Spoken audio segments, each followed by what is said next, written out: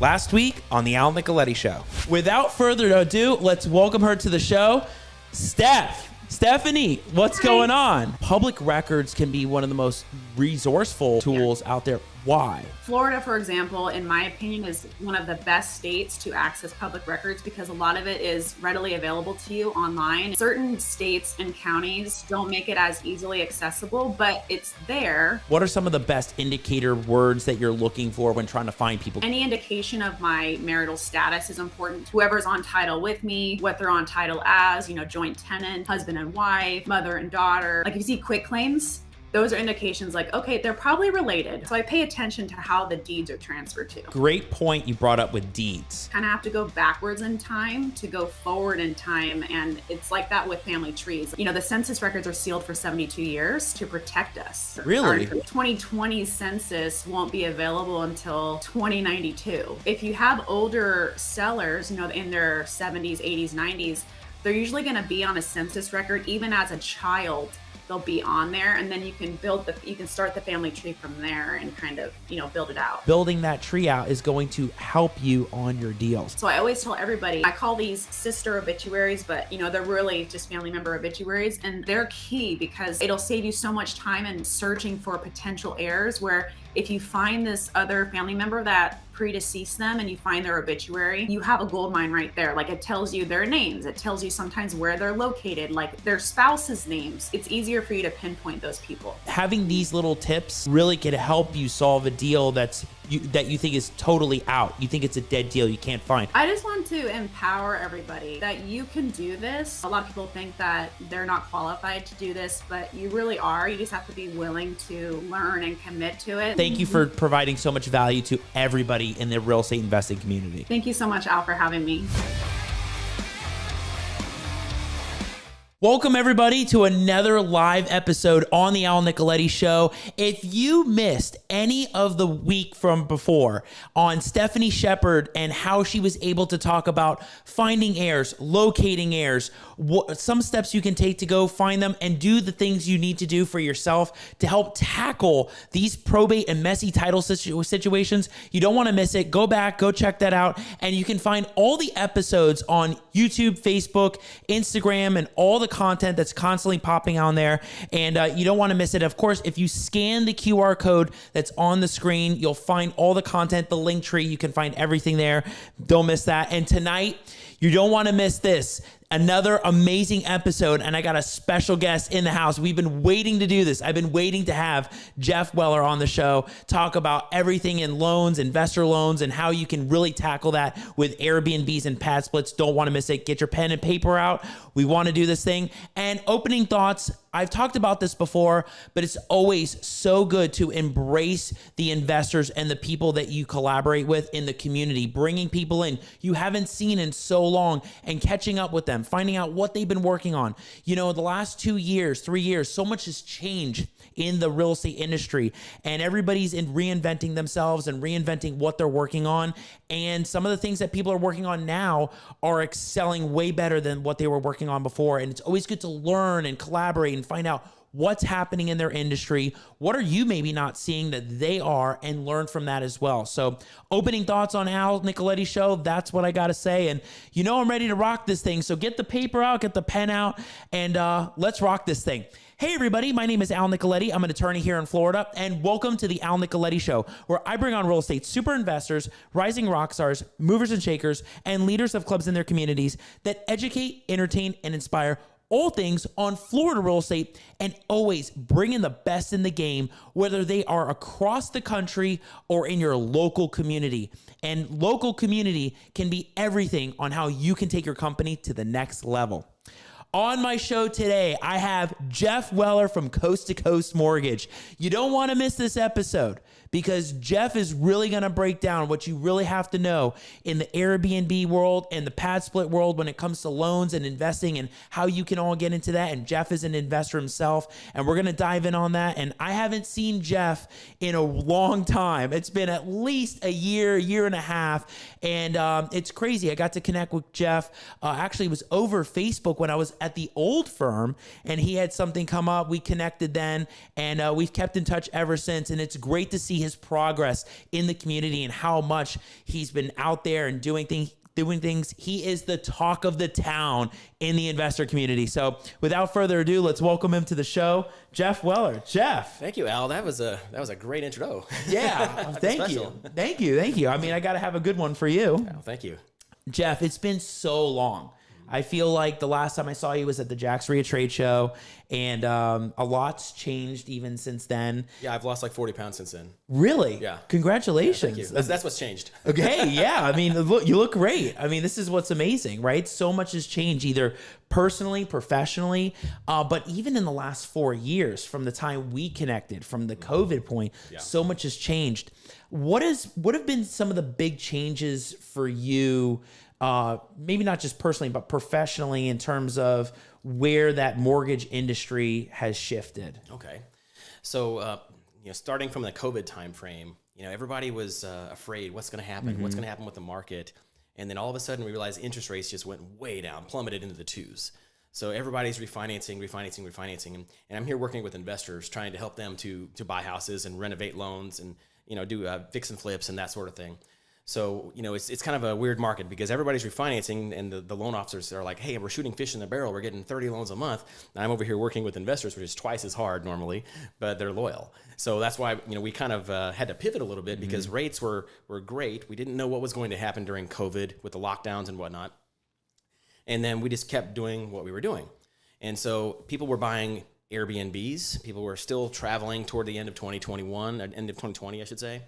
And so Airbnb was the hot thing then. Everybody wanted to buy an Airbnb. The rates were so low, you could go buy a house in a vacation area and have a super low payment on it, and then you could stay there and you could rent it out the rest of the time, and somebody else pays for it the whole year. And so that was the hot thing, Airbnbs, up until toward 2022. And then 2022, that's when the mortgage rates started going up, inflation started coming out, prices started going up on everything, and so we all have to pivot at that point. And so that's where people are still doing well with Airbnbs, but they're only higher end Airbnbs are doing well now. So the lower end Airbnbs, a lot of people have started pivoting in a different direction, and they started pivoting over toward PadSplit. And so PadSplit has been huge in our local market and huge nationwide. And for anybody that doesn't know what that is, it's a rent by the room situation. So it's a platform, just like Airbnb is a platform, but PadSplit is a platform specifically for room rentals where the average person stays about 6 to 9 months and they're just renting one room. That's it. Yeah. And so we've kind of pivoted in that direction, and it's really been beneficial for the market. Yeah. I've always wondered what is PadSplit and what PadSplit is. And I think that kind of answers what you're talking about. When what are people doing right now? But actually, I had only first heard about that, at least 6 months ago, 7 months ago, as kind of creeping into this market. It was like a foreign word. Where did that come from all of a sudden, right? So before we get there, because PadSplit seems to be the hot trend right now, and I want to keep that for more in the middle. Okay. But go back to Airbnbs right now, because for a while, I think you were either at Whitey's or you were on the Geeks podcast, and you were talking about loans and Airbnb loans. What were you doing so differently with the Airbnb loan offerings that were just different from other people working with investors? Everybody wants to know why is Jeff succeeding at this versus other people? Okay. Well, I think the reason why I was succeeding at it was because I'm investing in it too. And a lot of loan officers, they could be very, very good loan officers, but they focus just on their trade, which is understandable. And for me, I've invested my whole life. I've always, ever since 2002 is when I first bought my first house. And so because of that, I've made every possible mistake in the book, learning all those years how to invest. And I went to Jax Ria, the local real estate investor association, for a number of years. And I just kept learning from other people. And so I've taken all of their knowledge that I've learned from them and all the mistakes that I've made, and I put that into my investing now.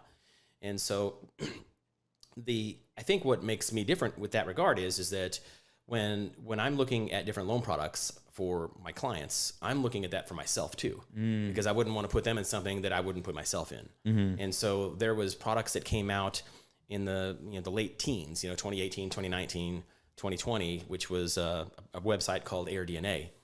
And it made it possible for people to qualify to buy a house using predicted future income, or even refinance a house with predicted future income if it's being rehabbed.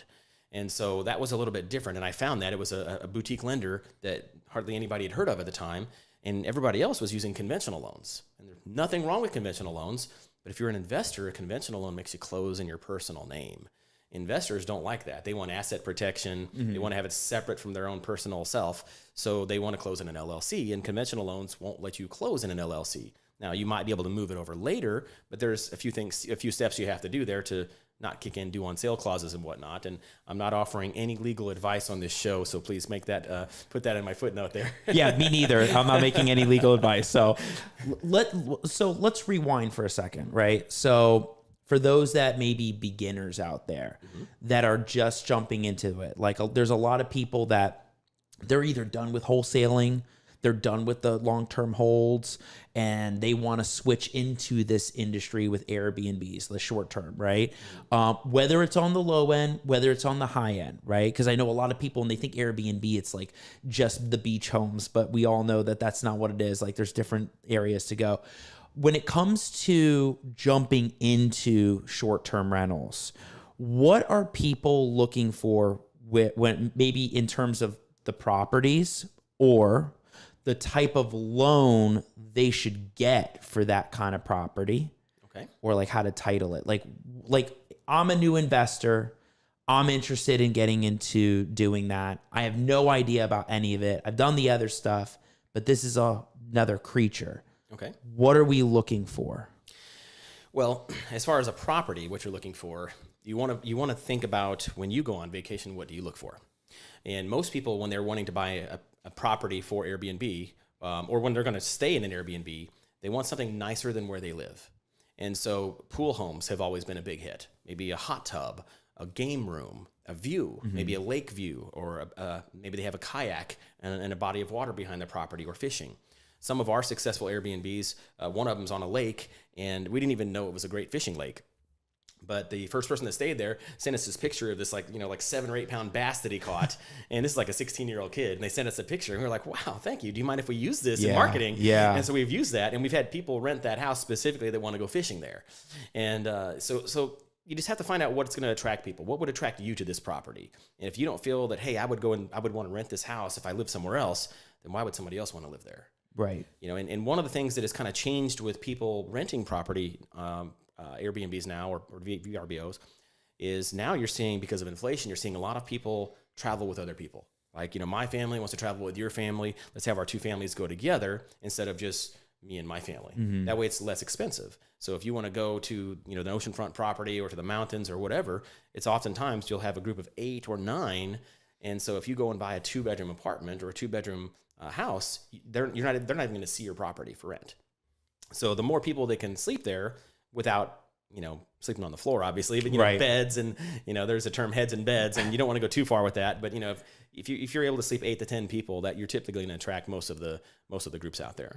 Okay, interesting. And then when it comes to like the loan side of it, like you're the loan officer, right? Like what types of loans as an investor, like the kind of terms, like favorable terms, am I looking for if I want to buy that property? Of course, that's going to vary, depend on the area, the value, but like typically what kind of loan is this? So for certain people, we'll use a conventional loan, and conventional, you close in your personal name, 30-year fixed, very, very vanilla loan, and nothing wrong with that.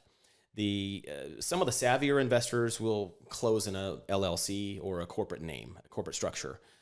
In Florida, most prefer an LLC. And so when we call it an AirDNA loan. And so AirDNA is a website that will tell us what the future income for this property will be. You type in the address, it's a 6-bedroom, 3-bath, sleeps 12. You type that in there and it says, boom, the income's $100,000 a year. That's what the estimate is. And so that product it's still a 30-year fixed product, but we call it a DSCR loan. And for Airbnb, it's just basically a DSCR for Airbnb. And for anybody that doesn't know DSCR, which is a lot of people, That's debt service coverage ratio. And in English terms, I know you're an attorney, so I can talk in attorney terms with you. But in English terms, debt service coverage ratio means this is what the mortgage payment is. This is what the possible rent is for the property. We want to make sure the rent is higher than what the mortgage payment is. Gotcha. If it's equal, we can lend on that too. But you don't want it to be this way. You don't want the mortgage payment $3,000 and the rent $1,600. That's not gonna. Right. You're not gonna do well with that. And so that's what the appraisers will determine what the rent is. Or for an Airbnb loan, we go off of that website AirDNA, and it's an independent third-party website, not affiliated directly with Airbnb, and it'll tell us what we estimate that income to be for the property. Gotcha. So there's definitely that kind of analysis that goes into that. And is that very specific with Airbnbs? Yes, and very specific to the address. So we physically type in the address and all the details, and then it spits out a report based on that property. Are there other people doing this kind of stuff like on the loan end, or are you like a unicorn? Well, I'm not going to say I'm a unicorn. I might have been a unicorn doing this in like 2018, but now more and more are getting on the bandwagon and doing it because there's less and less conventional business. There's less people buying homes to live in right now. I don't want to go off on too much of a tangent, but it's okay. 62% of all mortgages in America have a rate of 4% or less. And so when you think about that, if you've got a 3% rate, do you want to sell your house and go buy something at 8% or whatever the market rate is at the time? No. You're doubling your payments. And so that's a big deal, and that's why right now there's like maybe 1 million houses for sale nationwide, and in a healthy market it's more like 2 to 3 million. And so that's why there's very low inventory. That's why housing prices have not come down yet, because there's just not enough available for sale. But then the prices are so high, most people can't afford them. Right. So being an investor right now, I think, is a great time because yes, interest rates are high, affordability is a little bit tough. But we're at that point now where America's starting to become a nation of renters, and they're estimating that number is going to continue to rise all the way through 2040. So, did I get too far off on the tangent? No, the first thing that came to my mind was I was at a multifamily summit about 2 weeks ago, and the last panel of the day talked about where the market was at in terms of whether it was interest rates or the insurance premiums and what's kind of going on in the Florida market. And so, like you said, they didn't say the stat, but they said like there's so many people that refinanced back in 2020, 2021 that they're at 3% or 4%. But all of a sudden, because the insurance premiums have gone through the roof, they're in a pickle. And they're in a pickle because they don't want to keep getting nailed with the insurance rates, but they got a nice an interest rate. And so anywhere else they go, it's going to be 7, 8%, wherever it is. Who knows? It could be even better depending on what they get. But it is a tough market to be in right now, whether it's an investor or whether you're trying to buy or even sell. You have to really determine your numbers on where you're at. Is it going to be worth even getting into that? And I know a lot of people in Florida are dealing with the insurance issues right now. So it's an interesting point. So I don't know, you triggered that. So when we're thinking about all these loans as well, or Airbnbs, you said that a lot of people made a shift from on the lower end Airbnbs, right? They made a shift from that to PadSplit. So let's rewind again because you jumped straight into that in the beginning. So because, a lot of times the guests know like all this stuff going on, right? And like, for me at least, I'm like, wait, there's so much to unpack. Don't tell the climax until the beginning is told, right? Yeah, right. No, tell the peak and then everybody's like, wait, what did he just say? So let's rewind and let me ask you that question, which is, what is PadSplit and why is that the hot trend that's taking a hold of this market in Florida right now? Okay. So first of all, I didn't even know what PadSplit was a year ago. I had no clue. And I had bought a house that I thought was going to be a great long-term rental. I bought it from our friends at the Cash Geeks. And I hadn't had a chance to see it because somebody had lived in it. I just saw a bunch of pictures and a video walkthrough, which is kind of dangerous, but I took my chance. And I still hadn't, after closing on it, I still hadn't had a chance to see it. So I called a buddy of mine, his name, Alan Wind. He's a real estate agent. And I said, hey, Alan, can you go check out this house and tell me what you think we could rent it for? And he walked it and he was like, dude, this is a perfect PadSplit. And I'm like, pad what? Pad Thai? Yeah. What is that? About? What are you talking about? And he's like, no, it's a rent by the room thing. So I had to start investigating this. What is PadSplit? And he was like, look, there's all these different entrances and all these different rooms, and this is a perfect pad split. So I started investigating what is pad split. And to give the 10,000 foot view, pad split is a rent by the room situation where it's co-living, where you have different people who all have jobs. They all have a background check, no evictions for the past 7 years. I don't remember all the steps they go through, but pad split will take these individuals and they will move them into your house, into a specific room. And so what a lot of investors are doing is they are converting common spaces, dining rooms, living rooms, common spaces, and they're converting those into rooms that people can stay in. And so that is kind of the idea behind it. So if you have a typical home that would maybe rent for $1,600 a month, maybe a 4-bedroom, 2-bath, if you invest a little more and make it a 5-bedroom or a 6-bedroom, or I should say room, not bedroom, but make it a 6-room property, then those rooms rent out, you might get $200 a week. And the number might vary from, amenities you offer and the location and all that. Right. But let's just use $200 a week as an example. And now you're bringing in, $4,500 a month when it could have been $1,600 a month if you just rented it to a family. But you're also serving a benefit because you're helping somebody who maybe is not able to afford a $1,600 a month apartment for themselves, plus electric, plus internet, plus home security, plus everything else, because they might have other obligations. And so it helps people who need it. And the duration that they're able to stay there is? They're supposed to commit to a minimum 30 days, but what I'm finding is that most people are staying 6 to 9 months. Okay. And you'll have a few people that move in and they just don't like the location once they get there and they transfer somewhere else. But for the most part, 6 to 9 months. So the min is at least 30 days. Right. The max is at what, a year? There is no max. Really? There's no max? There's no max. They pay weekly and they can just continue to stay as long as you allow them to. Really? That's interesting. That's an interesting concept. Okay. So I get that part of things. Now, how do you identify whether that property you're interested in qualifies to be a pad split property? Okay. Well, I always encourage people to look at your zoning laws, make sure you're not breaking any zoning laws. That's my legal disclaimer again. But what I look at is I try to buy properties that need a full renovation. So I want to get something that's not just a pretty house. And some people prefer pretty houses. It just depends upon how busy you are. I have people that will go in and make a really nasty house that you don't even want to walk into. It smells bad, whatever. And they'll clean it up and make it beautiful. New floors, paint, new cabinets, kitchens, whatever. So for me, I try to buy in the Jacksonville area, and I try to buy in the lower price range. Not necessarily bad neighborhoods or anything. We look in C- neighborhoods, those types of areas. But typically with a pad split, you want to look at something that's near public transportation. Maybe near a bus line, or there's not really a lot of trains in Jacksonville, so I'll say bus line here. Maybe if you're in Baltimore, a train station, or maybe somewhere they'll do that eventually. Who knows? Maybe, right? Maybe. But you look for where there's public transportation. I think the recent stat was 52% in Jacksonville that stay on pad split have an automobile, but that means 48% don't.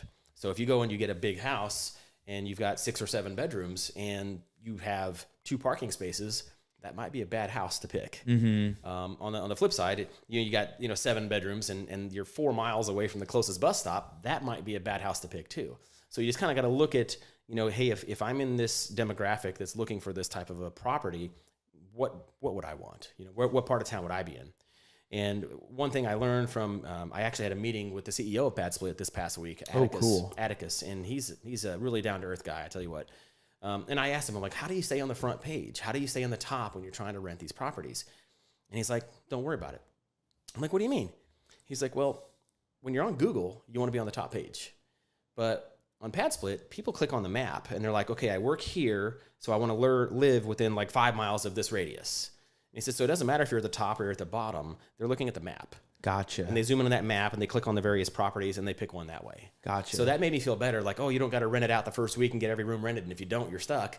It's not that way at all. It's different. It's the whole thing is different with PadSplit. So let it ride because they're all going to come in because it's going to depend on location for them and public transportation. So are you saying, okay, so Jacksonville's, I guess, okay with public transportation, right? But they got the bus stops.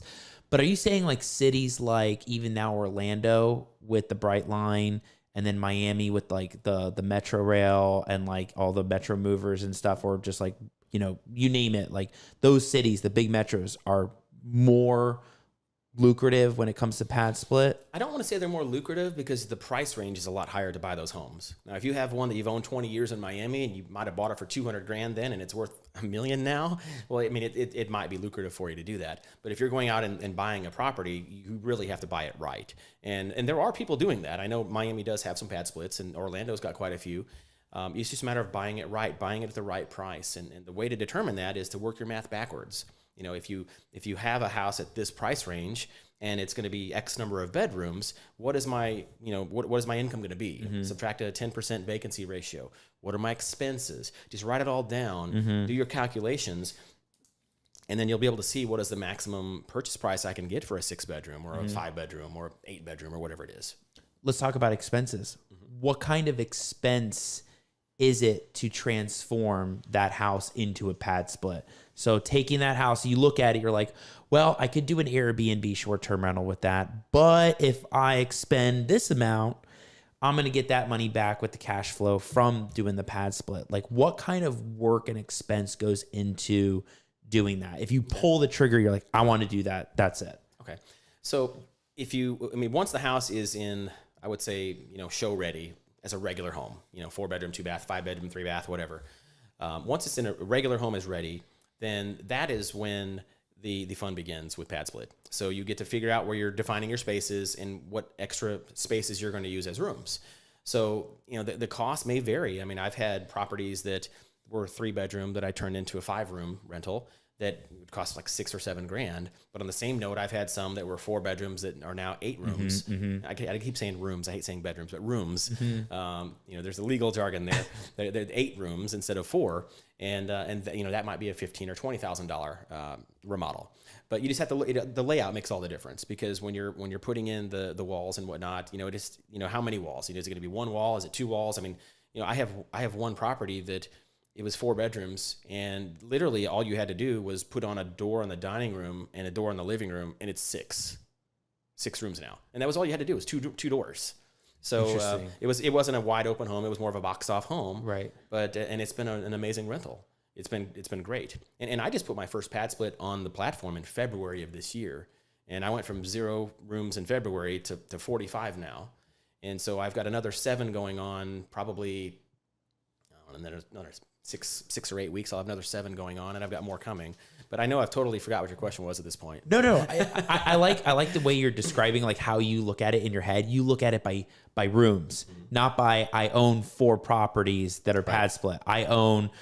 You have 50 rooms, 60 rooms. Like, you're looking at it like that, like almost like multifamily. Like, I was at that multifamily thing. They were talking about doors, like they're pricing outdoors. I was like, wait, but it's one building. It's like, oh no, but it's the cash flow from each unit. Right. So when you look at that property you're interested in buying, you're obviously thinking, what's the max amount of rooms you can make out of this? Can we blow out this wall? Can we blow out this wall and section it off that way? Right. Like, as long as you're not. Yeah. I mean, that's what you do. But on the same note, you got to be mindful of your neighbors. You don't want to have a 25-bedroom house that's right next to 2 other 4-bedroom houses, and you got to be within reason. So, I mean, my personal opinion, I don't go over 8 because I just think there's too many cars, there's too many people. I really prefer 6. 5 to 6 to me is comfortable. It's still profitable. But 8 is kind of my max. I think anybody going 10 to 12 is really pushing it, and you don't want to have problems with your neighbors. Okay, because you know how far people can go with this. Yeah. Let's maximize the cash flow as much as possible. Let's make a little room here, and there's like 12, 15 people in different rooms. I don't think it's going to get like that, but there are minimums. They have standards. Okay. So like 8 by 10 is your minimum room. Gotcha. And you have to have 2 egresses for fire safety, a door, a window, or 2 doors or something of that nature for fire safety. So, just look at your own local laws in your districts and verify you're not breaking any rules. But typically, my main concern is you don't want 12 people living in a 1,600 square foot house. That's not cool. That's bad in my opinion. You want it to be where your neighbors don't even realize what's going on. I talk to them. I tell all my neighbors, hey, we're renting by the room. Here's my phone number. If there's ever an issue, let me know. And the reason why is because if you have to take action, if somebody's breaking rules or doing something they shouldn't be doing, then PadSplit, they'll reach out to them and help you. But typically, the people we've had that were unruly, maybe I've had a couple of those, and they've left within a week. You just ask them. And because PadSplit has rules, and if you break too many rules, you're off the platform. You can't come back. And so they have member ratings. Other people in other rooms can rate them and say, this guy's a jerk, or this guy's leaving his dishes in the sink all the time, or he left his shoes out here and they smell like fish, whatever. Yeah. And so they have, and they can take away their rating, and their rating gets too low, they can remove them completely from the platform. Really interesting. So when you have PadSplit properties, do you have like a manager managing like what's going on all the time? And it can't be you managing all 45 doors. So like, just like Airbnb, you have rental property management. Yes. How do you manage each door and a room? If you just have one property and maybe you got 5 or 6 doors, it's easy to manage on your own. But if you try scaling, I mean, I couldn't imagine doing the 45 doors right now. I mean, I think I've seen 3 or 4 text messages today, because I still get the messages. I want to see what's going on. I want to make sure a tree didn't fall on a house or something. But I still get the messages. And the PadSplit platform is amazing. The guests, or the members, that's the term, members. The members will send a text message through the platform, and they'll say, hey, the kitchen faucet is leaking. But at the very top, you can see they're from this room number, this address. You know exactly where they're at. Hey, the kitchen faucet's leaking. And then you were like, okay, great, I'll send somebody out. Is there a chance you can put a bucket underneath the sink? Yes, I'll do it. So it's like a texting system. They don't even have your phone number unless you give it to them, but it goes through the platform back and forth. And you can actually have yourself access to it, and your property manager has access to it. So that's the beautiful thing about the platform. You can still remain anonymous. It'll just say your first name. Mm-hmm. That's it. Mm-hmm. But I absolutely could not do this if I didn't have a good property manager, because I look at it this way: 45 rooms, 45 people that can have 45 problems. Of course. And so, when you have a house that's rented to 4 people, a family of 4, you typically will have one problem. Whatever it is, it's just one person that'll call you, and a lot of times they don't even bother you. They just fix it themselves or move on. With PadSplit, it's a little different, because technically they can move out 30 days from now. They can move out in a week. There's, they're not obligated. So if something's not right, they want it fixed. And one of my first houses I turned into an 8-room house, and it was on a septic system. But I did, during the rehab, upgrade the septic system, and I put in a way bigger septic system than what we really needed, according to the plumber. But anyway, the long story short, we had it fully rented. All 8 rooms were rented. And we had an issue with the septic system on a Friday night at like 9 o'clock. Oh my gosh. And it started backing up. And I was like, oh man, can we get somebody out there? It's like I couldn't get anybody to pump the tank out. And I was thinking, man, we just replaced this 3 months ago. How can we, have it be full already? And so anyhow, we got somebody out there to troubleshoot. And he's like, no, you got to get somebody out here that's a septic specialist. We got somebody out there. A pump quit working. That's all it was. Okay. And so they replaced the pump. But the problem was they couldn't replace it until Tuesday. And I had like 3 or 4 people move out from that Friday until Tuesday. And so that's not what you want. So that's why you got to respond quickly. And that's where having a proper property manager that is very good, that'll respond quickly, comes in very handy. And it's very important. Interesting. I also feel like, because you're making so much on the cash flow, that it's an instant, like, yeah, let's replace the septic. Like, we got multiple people living there. It's a need, and you're not having to like totally weigh off the cost, because you're still going to cash flow well. I mean, you're thinking about, saving on the money, but like you're making money on it. So you can make these changes as they come up, basically. Right. And for me, the septic was brand new in my case. I mean, we installed it prior to anybody moving in, knowing what we were planning to do with the property. Yeah. So for me, when I do my renovations, I try to do them a little nicer, because I don't want to go in there and renovate again for 20 years. Maybe a water heater or something, but I don't want to be doing a whole bunch of that house. So I try to make it immaculate, like it's ready to sell. And then when it's in that position, when it's in that condition, then typically it'll last a long time before it starts getting a lot of damage. But the great news is when somebody moves out of a room, you send in your cleaner, and your cleaner cleans the room. And we send the cleaner twice a month to the house to clean the common areas to make it comfortable for everybody. But then they clean the room, and they'll say, hey, you know what? This room needs some paint. It needs updated. Somebody was rubbing the chair against the wall or whatever, or hey, the mini fridge is not working, or whatever. I put mini fridges in my rooms. Okay. That's a big one, because it's a nice luxury. It is, because I got tired of, on that first house, hey, somebody's drinking my beer. You don't want to hear that. Or hey, this guy, and this is literally one of them. This person is, they've got fish in the fridge, and it stinks when you open up the door. Or there's a rotten milk in the fridge. Yeah, you don't want that. So that way they can put their beer and their milk in their own fridge. Right. And that way it separates it. And nobody's stealing their food anymore. It solves a lot of problems. So you bring up a great point. Now that you've had experience with this, it's the session of lessons learned. So do we have more than an hour? Yeah. So if you had to go back to the beginning and like start all over, knowing what you know now, right? For anybody that's new, oh, I like PadSplit. I want to get into PadSplit. Like, I want to do this the right way. What are you doing now completely different than before? And we'll start with the mini fridge. That's one. The mini fridge is one, yes. Now when I actually build the rooms, I want them to be a little bit bigger. I used to think, 8 by 10's fine. Let's just cram them all in here. But I started learning that people in those very small rooms tend to, they don't pay as much and they leave quicker. If you think about it, if your entire existence is an 8 by 10 room, then it's not very cool. Not for a long time. I mean, right. Transient, it's fine, but so I try to make the rooms a little bigger. If you have a 10 by 12 or an 11 by 13, and then you can fit more things in there, and you can charge more rent there. Instead of being a $149 8 by 10 room, you might be a $219 a week room. You've made an extra $50 or $60 a month. It makes up for not having that extra room. And so the things I do differently now is I put Walmart has a $30 desk. It's like 30 inches wide, 12 inches deep, takes up a very small footprint, and you can barely fit a chair under it. It's so small, but you can. And so I've been putting that in all of my rooms because I've been finding a lot of people moving in work from home. So they need a good internet connection. They've got a desk they can work at. They're happy. They've got their bed. They got a regular chair. Some of my rooms have televisions, so they'll have that as an option. So those are the amenities. I mean, I try to think that, hey, if I lived in this room, this was my sole existence, what would I want?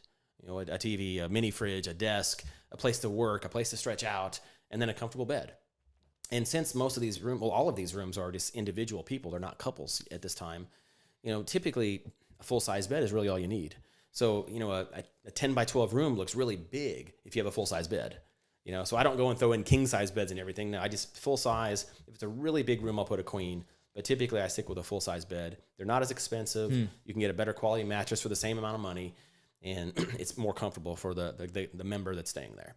Interesting. I also put mirrors in every bedroom now, and like Walmart. I hate saying Walmart because I used to hate shopping there, but but of course now it's helpful because you get good prices and you can buy multiple things and put them up. Right, and I have the delivery because I don't want to go to the store. One check register, I don't want to deal with that. So I always have them deliver it to my house, and then I have somebody pick it up. Yeah.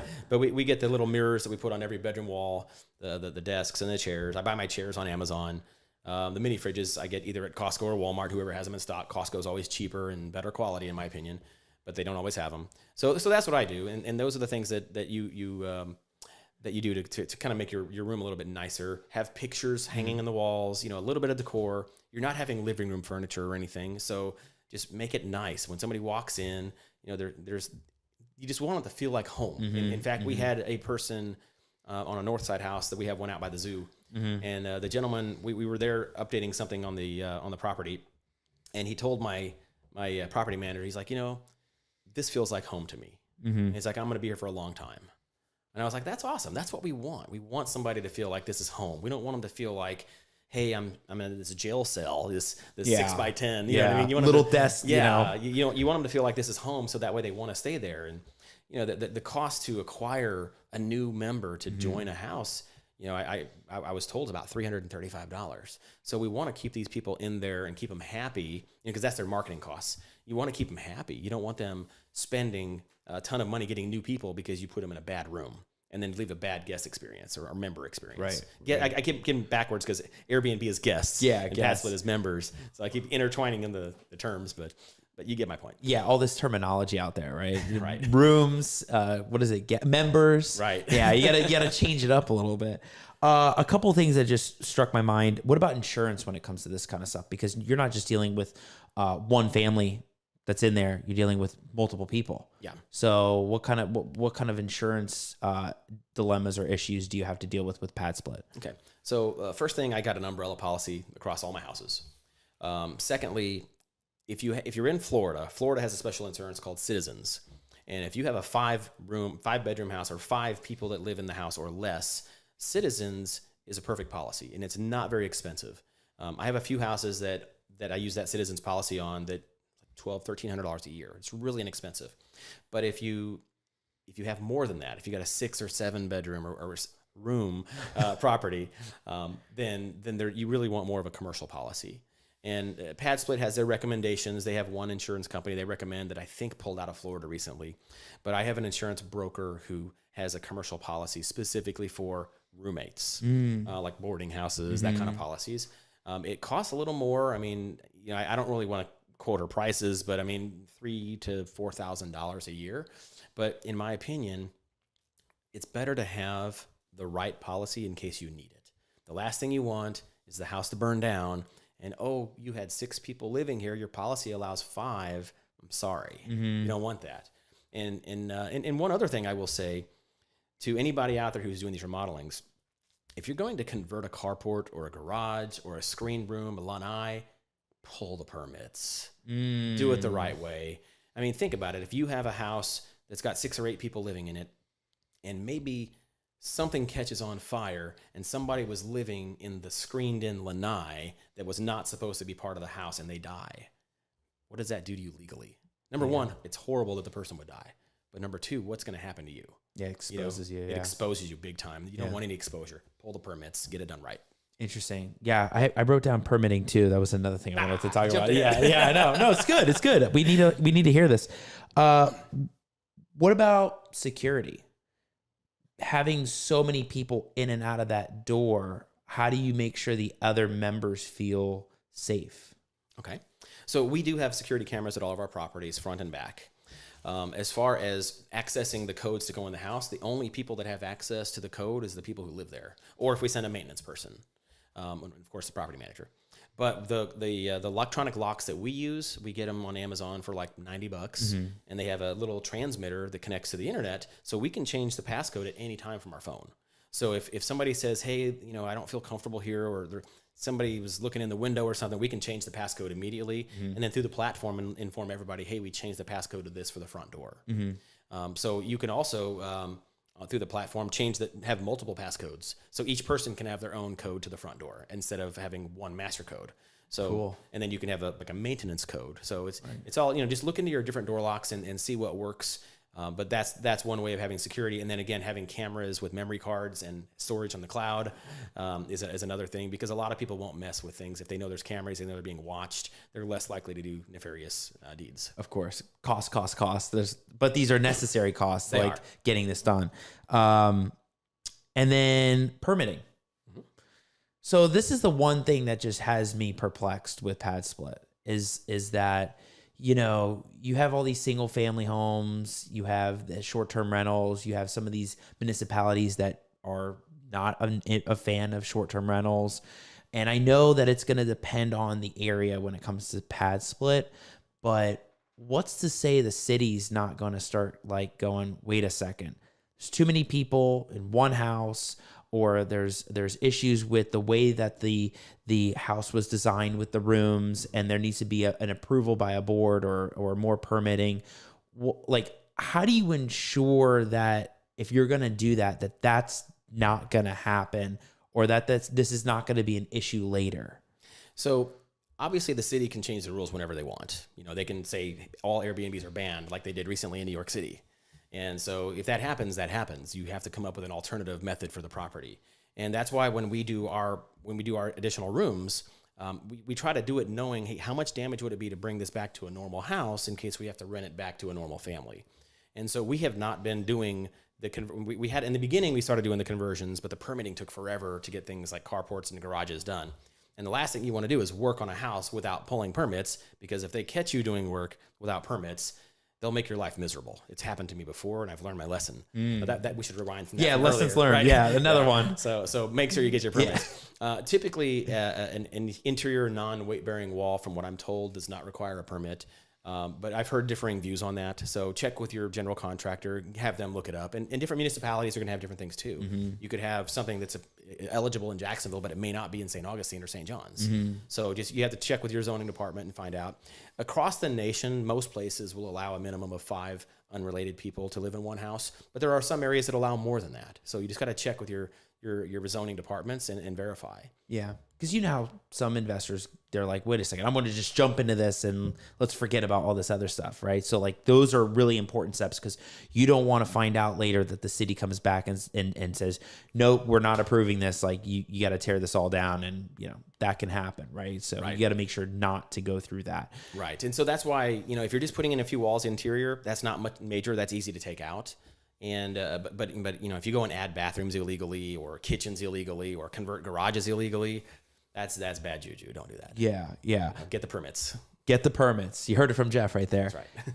So Jeff, and now talk about loans for these pad splits, right? So are you like the only one out there that's able to help investors get that type of loan needed for a pad split? I'd like to think so, but then I'd be lying to myself. But for the most part, we're one of the first ones to help create a pad split product. And we've got 2 different pad split products ourselves. And it doesn't matter really how many bedrooms they are. I mean, I've closed 12 bedroom ones. And like you said, sometimes people want to take it to the next level. I have one in Atlanta that I've been working with somebody who, it's actually zoned for boarding houses. So it's legal there, but he's looking at doing a 16 bedroom. So that's what I'm saying. Different areas have different zonings. In this area, there's like no limit to the number of rooms. So, but just, again, back to checking the local laws. But let's see, what was the question again?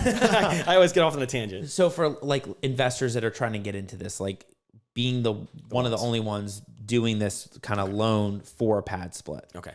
So what we encourage people to do, if you want to have your most options for a loan, where you could probably go to anybody for the loan, would be don't put up the additional walls. Leave it as a regular house. Refinance your home. And then at that point, later on, if you decide to add walls and go pad split, you can. If you wanted to stick with long-term rental or Airbnb, you can. So I would leave the living room and the dining room alone until your refinance is complete. Then after that point, if you decide you're going to turn it into a pad split, then you can put in your additional walls, put in your room numbers, your special door locks and securities and all the other things. So that'll get you the best possible loan terms.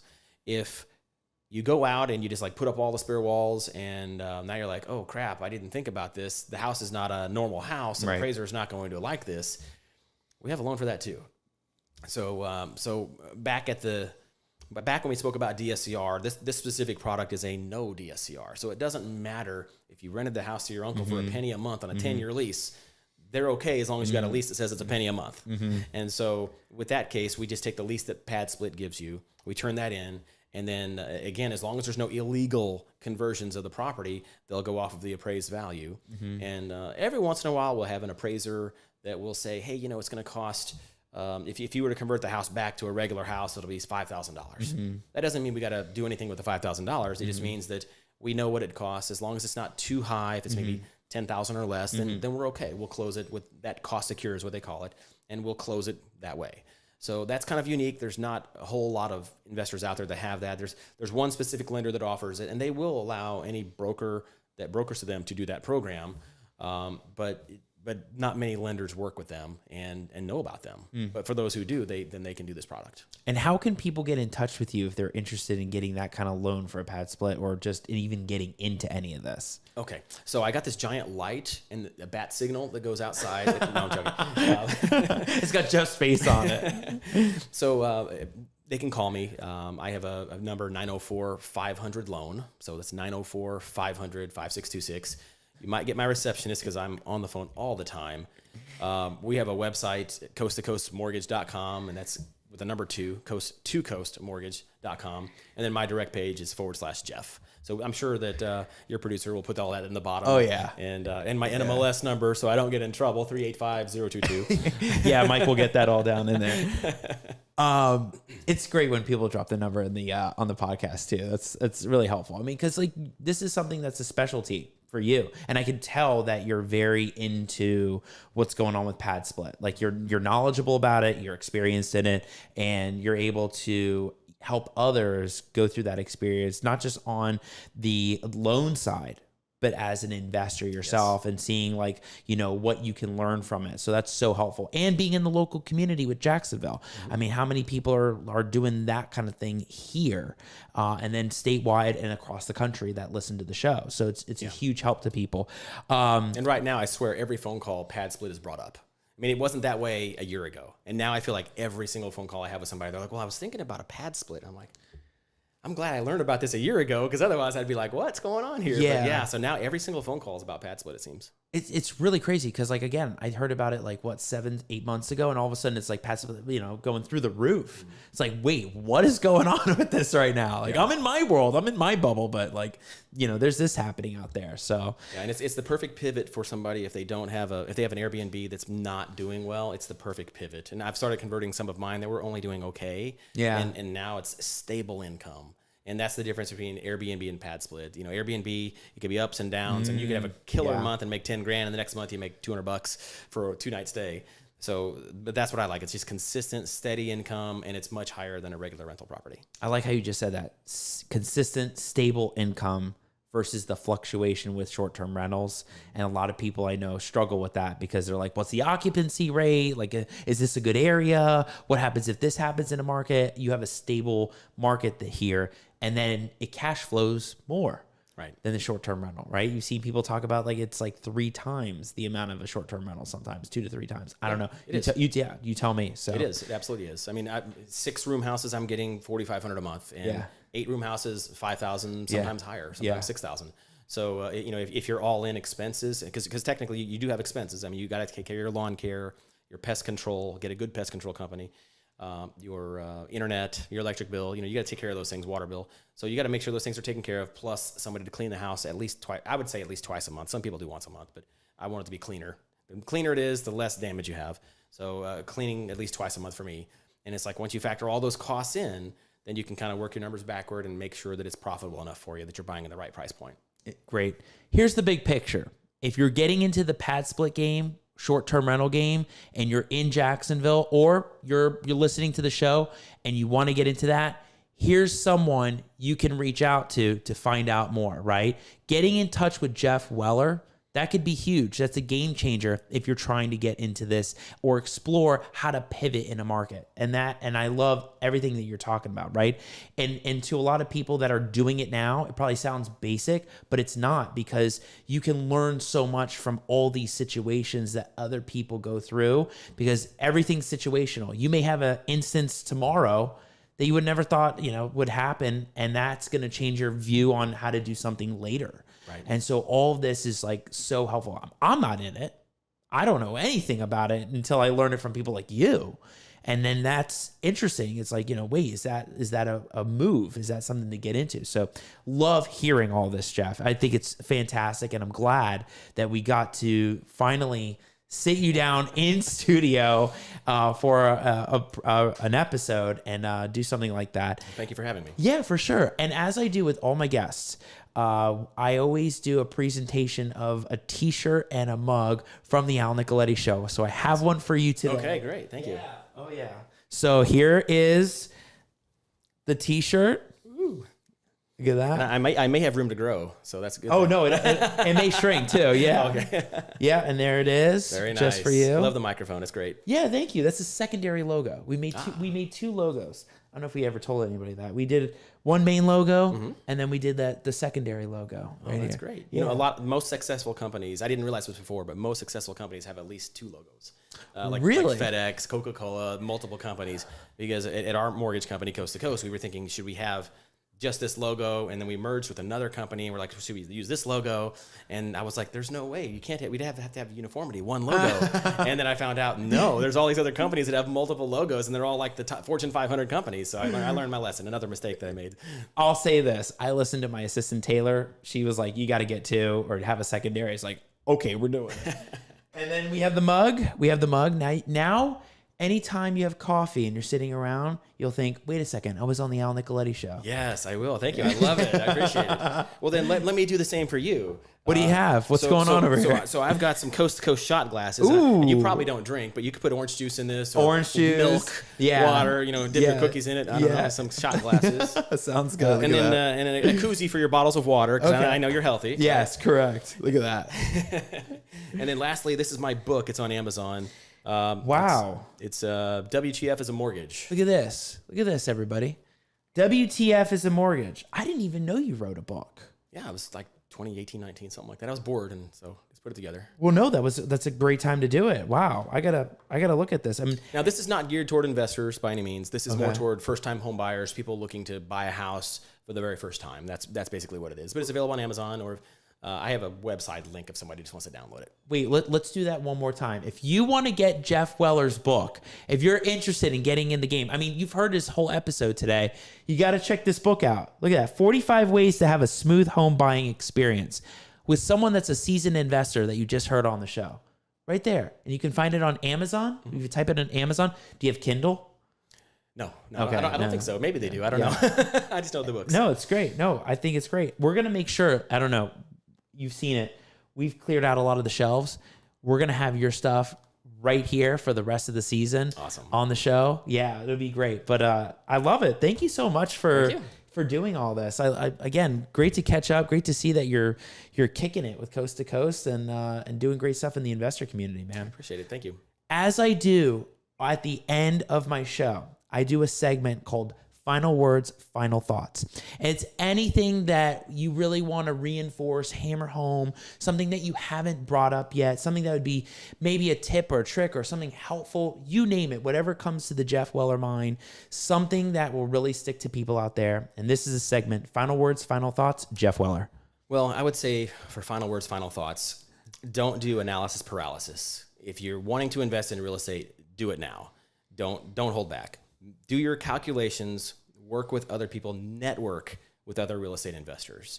Learn as much about it as you can, but don't be one of those people that goes to meetings for year after year after year and never takes the first step in buying that first house. If you wait for rates to come down, prices are going to go up. If you wait too long, you're going to be left out. So, just think about it. If you bought a home in 2019, how much better off would you be right now? Because that thing's gone up in value 30, 50, 60%, in some areas more. So don't wait too long. Don't analysis paralysis. Invest. Start learning, invest in yourself, and then start investing in property. Love it. We're going to leave it there. Jeff, thank you so much for coming. Thank you for taking time out of your day and coming on the show, and love seeing you. I know I'll be back out there. I'll see you out there doing your thing with Coast to Coast, and keep doing this. Keep going out there and helping others learn about these different things like PadSplit, Airbnb, and like how others can get into the game. It's super helpful, and there's nothing like experience out there. So love seeing you do it, man. All right, thank you. Yeah. All right, everybody, another episode on the Al Nicoletti Show. If you missed any of that, rewind all the way back to the beginning. You don't want to miss any of Jeff Weller's episode because we really dove into investing, not just in short-term rentals, but Jeff did a clinical on PadSplit properties. What is it? How is it? Where is it? What to look for and lessons learned. You don't want to miss any of that. And if you want to check out all the guests that have been on the Al Nicoletti Show from season 1 to season 4, you can check us out, scan the link tree, and find us on Spotify, iTunes, Google Play, YouTube. You got the video, Facebook, and of course, all the micro content that drops on Instagram. It's another night in the studio. Love it. We really have in-person podcast studio. So when we have this, it's so special. And tune in next Wednesday at 9 p.m. You don't want to miss another episode on the show. And we love when everybody's dropping questions, interacting. We love that. So we'll see you all next week, Wednesday, 9 p.m. Have a great night, everybody. Take care.